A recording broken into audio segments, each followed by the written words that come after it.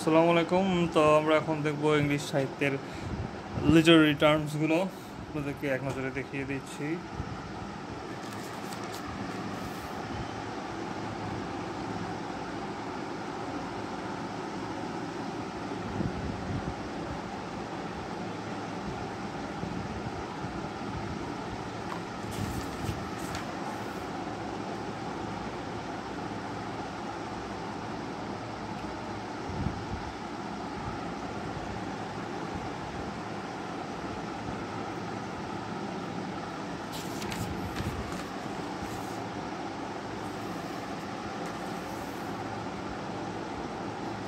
ওকে, তো সবার আগে আসি আমরা সিমিলে। তো এই সিমিলে হচ্ছে দুইটা এরকম জিনিসের মধ্যে, দুটো আলাদা জিনিসের মধ্যে, ঠিক আছে, আনলাইক জিনিসের মধ্যে আপনার অ্যাজ, লাইক, তারপর দ্য সেম অ্যাজ অথবা রিজেম্বল, এগুলো দ্বারা আপনি সরাসরি তুলনা করবেন, সেটা হচ্ছে সিমিলে। সেটা কি সিমিলে? তো অ্যাজ এবং লাইক দ্বারা বেশি করা হয়, অ্যাজ এবং লাইক দ্বারা বেশি তুলনা করা হয়। যেমন দেখবেন যে I wandered lonely as a cloud, মানে সে হচ্ছে সে এবং ক্লাউড এই দুটোর মধ্যে একটা সম্পর্ক স্থাপন করা হয়েছে, তো তুলনা করা হচ্ছে। তো এই দেখেন দেখেন অ্যাজ দ্বারা এখানে তুলনা করা হয়েছে। তারপর দেখেন youth like the summer mourn, youth like the summer mourn, তার মানে যৌবন হচ্ছে কি আপনার হচ্ছে সামারের যে মর্নিংয়ের মতো। তাহলে এটা হচ্ছে আপনার লাইক দ্বারা করা হলো, এই জন্য এটা হচ্ছে সিমিলে হবে। তারপর my heart is like a singing bird, তাহলে দেখেন এখানে তার হার্ট হচ্ছে সিঙ্গিং বার্ডের মতো, এবং সরাসরি তুলনা করা হলো দুটো আনলাইক জিনিসের মধ্যে লাইক দ্বারা, এই জন্য সিমিলে, এটা হচ্ছে হবে লাইকে, সিমিলে। আর মেটাফর কি, দুইটা জিনিসের মধ্যে আপনার কম্প্যারিজন হবে, কিন্তু ওই যে অ্যাস, সাস, লাইক এগুলো থাকবে না, ঠিক আছে? ওই যে অ্যাস, সাস, লাইক এগুলো থাকবে না। এখানে সরাসরি বলা হবে যে এটা এটা, কিন্তু ওখানে কিন্তু বলা হয়েছিল যে লাইক, এটা এটার মতো কিছুটা লাইক, কিন্তু এখানে কোনো লাইক টাইক থাকবে না, ডিরেক্ট একটা তুলনা করা হবে। যেমন কি লিজা ইজ এ রোজ, মানে লিজা পদ্ম, সে পদ্ম, পদ্ম যেমন সুন্দর লিজাও তেমন সুন্দর। তো নজরুল ইজ ফায়ার, তো ফায়ার যেমন সব কিছুকে পুড়িয়ে দেয়, নজরুল সব কিছুকে এরকম বিদ্রোহী হিসেবে সে পুড়িয়ে দেয়, এরকম ডিরেক্ট তুলনা, এটা হচ্ছে মেটাফর। আচ্ছা, আর পার্সোনিফিকেশন, অর্থাৎ একটা বস্তুই বস্তুই হচ্ছে আপনাকে, বস্তুকে কল্পনা করা হবে ব্যক্তি হিসেবে, অর্থাৎ ওই বস্তুটার বৈশিষ্ট্য এমন যে সেটাকে একটা ব্যক্তি হিসেবে কল্পনা করা হবে। যেমন দেখেন যে the moon played hide and seek with the clouds, তার মানে মুনকে তুলনা করা হচ্ছে একটা ব্যক্তি হিসেবে, তো সেই ব্যক্তি হিসেবে কি মেঘের সাথে লুকোচুরি খেলছে, এই জন্য এটাকে বলছে পার্সোনিফিকেশন। আর হতে পারে কি, যেমন তবে টাইম অ্যান্ড টাইড, এখানে টাইম অ্যান্ড টাইড হচ্ছে আপনার এখানে পার্সোনিফিকেশন হিসেবে হয়েছে, এক টাইম অ্যান্ড টাইড এখানে ব্যক্তি। আর mister pneumonia was not a polite old gentleman, তার মানে নিউমোনিয়ার একটা রোগ কিন্তু আসলে, কিন্তু এখানে এখানে তাকে একটা ব্যক্তি হিসেবে কল্পনা করা হচ্ছে, এই জন্য এটা হচ্ছে পার্সোনিফিকেশন। তারপর অ্যালিটারেশন, এটা কি, এটা হচ্ছে বাংলায় বলে অনুপ্রাস। তো এখানে দেখবেন যে একটা আপনার ব্যঞ্জনধ্বনি বা একটা আপনার জায়গায়, পাশাপাশি কিছু জায়গায় একই ধরনের আপনার ব্যঞ্জনধ্বনি দিয়ে সেটাকে আপনার অর্থাৎ শুরুর যে আপনার ব্যঞ্জনধ্বনি থাকবে সেটা সব জায়গায় সেম থাকবে। যেমন দেখেন 10,000 saw I at a glance tossing their heads, তার মানে যে আপনার প্রথমে 10,000 যেখানে আছে এখানে টি আছে, আবার তারপর পরের যে টজিং দেয়ার হেডস এখানে কিন্তু টি আছে, তার মানে দুটাতেই দেখেন সামনে টি আছে। তারপরে যে rime of the ancient mariner, এখানে দেখেন alone alone all alone on a white sea, তাহলে দেখেন সবগুলো শব্দের আগে কিন্তু এ আছে, তো এই যে আপনার সবগুলোর আগে একটা করে থাকতেছে, একই একই আপনার হচ্ছে একটা অনুপ্রাস, এটাই হচ্ছে আপনার অ্যালিটারেশন, এটাকে বলা হয় অ্যালিটারেশন। আচ্ছা, অক্সিমোরনটা কি, এটা হচ্ছে দুইটা এরকম আপনার বিপরীত জিনিস, সেই দুটাকে একসাথে রেখে আর কি এরকম একটা তুলনা, একটি তাদের ধর্ম আর কি, তাদের ধর্ম ব্যাখ্যা করা হবে। যেমন দেখেন যে হি ইজ রেগুলারলি ইরেগুলার, তার মানে সে নিয়মিতভাবে সে অনিয়মিত, তো এই যে নিয়মিত আর অনিয়মিত এই দুটো আলাদা, কিন্তু এখানে দুটো একসাথে ইউজ হয়ে একটা বাক্য গঠন করলো। তো হাইপারবোল কি, যেমন কোনো কিছু ব্যক্তি বা বস্তুকে যখন অতিরঞ্জন করা হয়, তাকে বিস্তারিতভাবে ব্যাখ্যা করা হয়, তখন সেটাকে বলা হয় হাইপারবোল। যেমন 10,000 saw I ate A glance, তো এখানে এট এ গ্লান্সে তো এরকম 10,000 গণনা করতে পারে না, কিন্তু তারপর এখানে অতিরঞ্জন হিসেবে ব্যবহার করা হয়েছে, তো এটাকে বলা হয় হাইপারবোল। তারপর my love is richer than my tongue, তো এটা একটা হাইপারবোলের উদাহরণ। আর হোমোনিম বলতে বোঝায় যে হচ্ছে আপনার একটা দুটা ওয়ার্ড আছে, সেই দুটো ওয়ার্ডের স্পেলিং প্রোনাউন্সিয়েশন দুটাই সেম, কিন্তু অর্থ ভিন্ন, কিন্তু কি স্পেলিং আর প্রোনাউন্সিয়েশন দুটাই সেম, সেটাকে বলা হয় হোমোনিম। আর হোমোফোনস বলতে বোঝায় শুধু আপনার উচ্চারণটা সেম, কিন্তু আপনার স্পেলিং আর অর্থ দুটাই আলাদা। যেমন দেখেন নিউ আর নিউ, KNEW আর হচ্ছে NEW, দুটাই হচ্ছে আপনার উচ্চারণ সেম কিন্তু স্পেলিং আর অর্থ আলাদা। আর অ্যাক্রোনিম বলতে বোঝায় ওই যে আপনার যে সংক্ষিপ্তকরণ, যে কয়েকটা ওয়ার্ড সেটাকে সংক্ষিপ্তকরণ, যেমন এশিয়ান ডেভেলপমেন্ট ব্যাংক, এটাকে বলা হয় ADB। অ্যাবস্ট্রাক্ট বলতে বোঝায় কোনো কিছু সারাংশ। তারপর অ্যালেগরি বলতে বোঝায় রূপক ধর্মী, অর্থাৎ বলতেছে একরকম কিন্তু সেটা আসলে একটা ডিপ মিনিং আছে, এটাই হচ্ছে অ্যালেগরি। আর অ্যালিউশন বলতে বোঝায় পরোক্ষ উল্লেখ, অর্থাৎ লেখক এখানে ধরেই নেয় যে হচ্ছে যে পাঠক পড়তেছে সেই পাঠকের এটা সম্পর্কে একটা নলেজ আছে। যেমন আপনি একটা প্লে বয় বা এরকম প্রেমিক টাইপের যদি আপনি কাউকে উল্লেখ করতে চান, আপনি বলতে পারেন যে কি, যে হচ্ছে হি ওয়াজ রোমিও উইথ লেডিস, তার মানে সে লেডিসদের সাথে রোমিও হিসাবে সে ব্যবহার করতো, বা রোমিওর মতো সে জনপ্রিয় ছিল, এরকম আর কি। এটাকে বলা হয় অ্যালিউশন বা পরোক্ষ উল্লেখ। তারপর আছে আমাদের অ্যানালজি। তো অ্যানালজি বলতে আসলে বোঝায় সাদৃশ্য। তো আগে যেমন আমরা দেখলাম যে ওই যে অ্যাজ দ্বারা বা মেটাফোরের মাধ্যমে আপনার হচ্ছে ডিরেক্ট তুলনা করা হচ্ছে, কিন্তু এই অ্যানালজিতে তুলনা হবে দুইটা জিনিসের রিলেশনশিপের। যেমন আপনি বলতে পারেন যে শুঁয়োপোকা যেমন হচ্ছে আপনারা কাঠকে খায়, তেমনি বার্ধক্য আমাদের যৌবনকে গিলে খায়। এই যে দুটা আপনি সম্পর্কের মাঝে তুলনা করলেন, এইটাকে বলা হয় হচ্ছে অ্যানালজি। এটাকে বলা হয় কি অ্যানালজি। আর ডিরেক্ট তুলনা করলে হবে মেটাফোর, আর অ্যাজ লাইক দ্বারা তুলনা করলে হবে কি সিমিলে। তারপরে অ্যানাফোরা বলতে বোঝায় শব্দ বা শব্দগুচ্ছের পুনরাবৃত্তি, অর্থাৎ আপনি একটা ওয়ার্ড অথবা একটা ফ্রেজকে আপনি 2 বা তার বেশি লাইনের আপনি হচ্ছে ধারাবাহিকভাবে সেই লাইনগুলোর সেন্টেন্সগুলোর সামনে আপনি ওগুলোকে তুলে ধরলেন, এটাকে বলা হয় অ্যানাফোরা। এটাকে কী বলা হয়? অ্যানাফোরা। তারপর হচ্ছে আপনার অ্যানেকডট, এটা হচ্ছে কি সংক্ষিপ্ত কিন্তু মজার গল্প। আর অ্যান্টাগনিস্ট বলতে বোঝায় বিরোধী পক্ষ, বিরোধী পক্ষ। আর অ্যান্টিথিসিস বলতে বোঝায় বিরোধালঙ্কার। অ্যান্টিথিসিস কি? বিরোধালঙ্কার। যেমন ওই যে this is a small leave for human but a giant leave for the human being, তো যেটা আর্মস্ট্রং বলছিল। তো সেখানে কি দেখেন যে লিভটা একবার এখানে স্ট্রং আপনার হচ্ছে জায়ান্ট বলা হচ্ছে, আরেকবার কি মানে ক্ষুদ্র বলা হচ্ছে। এই যে দুইটা জিনিস বিরোধী জিনিস একসঙ্গে বলা হলো, এটাই হচ্ছে আপনার অ্যান্টিথিসিস। আর অ্যান্থেম তো কি? অ্যান্থেম হচ্ছে জাতীয় সঙ্গীত।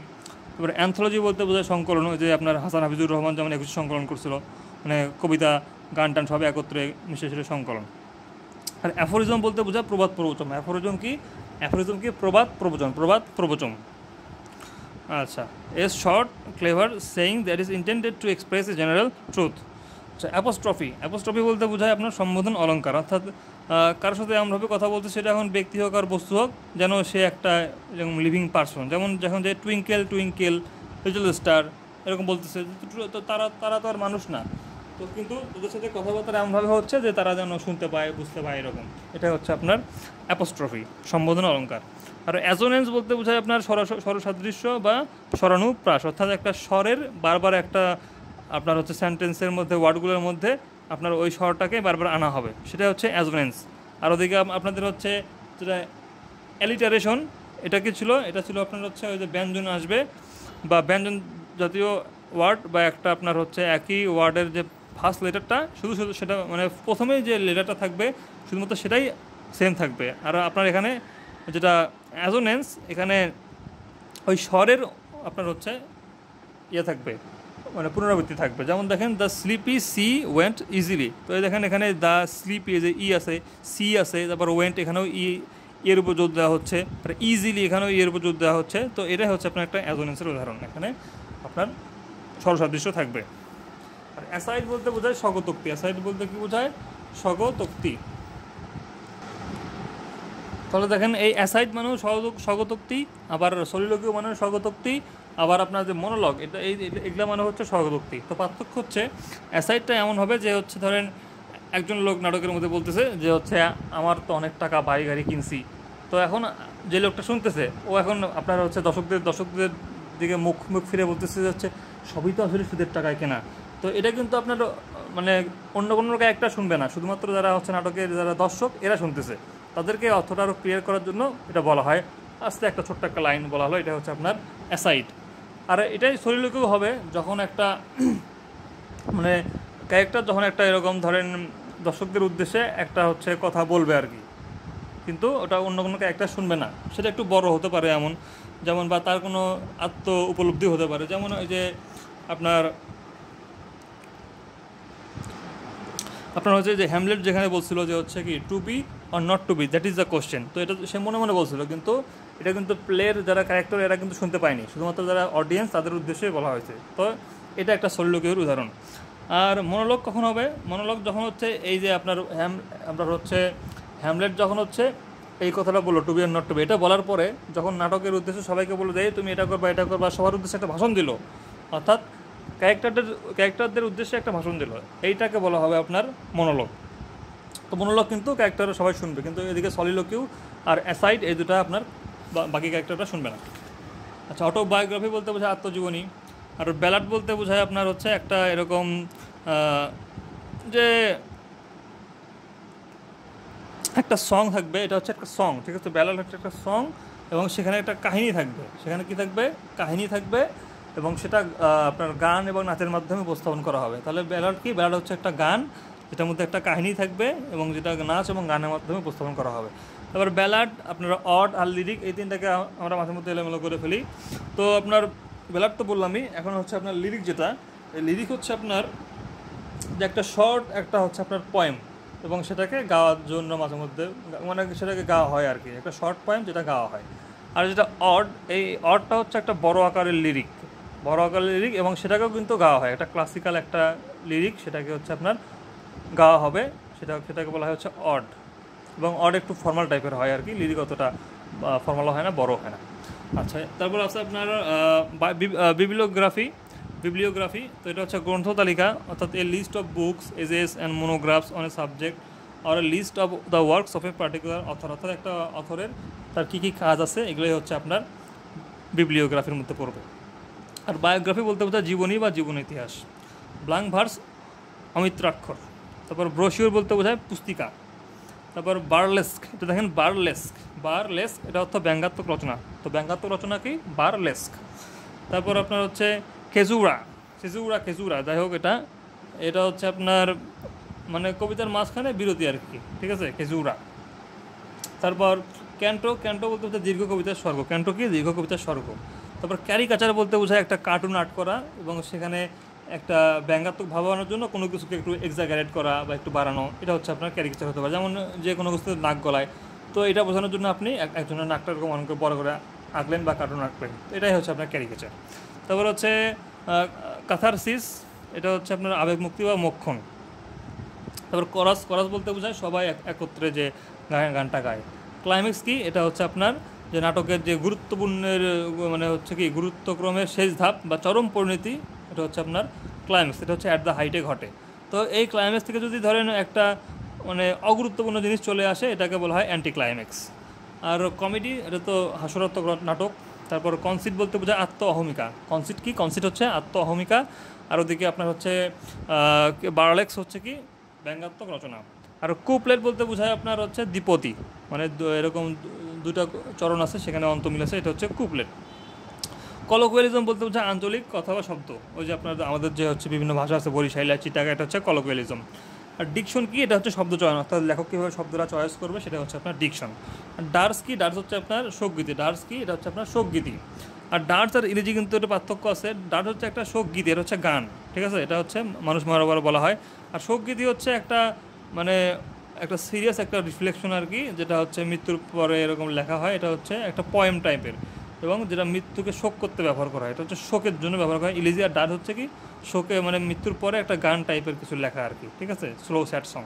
আর ইপিক হচ্ছে মহাকাব্য, এটা আমরা সবাই জানি।